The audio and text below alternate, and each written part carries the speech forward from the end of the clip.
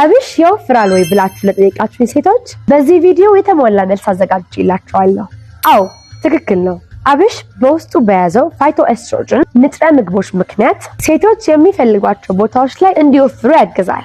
ሆኖም ግን የአብሽ ሽታና አጠቃቀሙ ለአብዛኛዎቹ ከባድ አድርጎታል። ዛሬ ስለ አጠቃቀሙና እንዴት ሽታውን መቀነስ እንደምንችል እናያለን። ለማዘጋጀት 2 የሾርባ ማንኪያ የተፈጨ የአብሽ ዱቄት ውሃ ውስጥ ማዋል። ከዚያም ከመተኛታችን ከ30 ደቂቃ በፊት ውሃውን አጥልለን ደፍተን ግማሽ ሎሚ በመጭመቅና በመደባለቅ መጠጣት ነው። ይህንን ያለማቋረጥ በማድረግ የምትፈልጓቸው ቦታዎች ላይ ክብደት መጨመር ትችላላችሁ። ሆኖም ግን ይሄ መንገድ የሚሰራው ለሴቶች ብቻ ነው። እንደዚህ አይነት ጠቃሚ ቪዲዮዎች በየቀኑ እንዲደርሱት ይህንን አዲስ ቻናል ፎሎ ማድረግ እንዳትረሱ።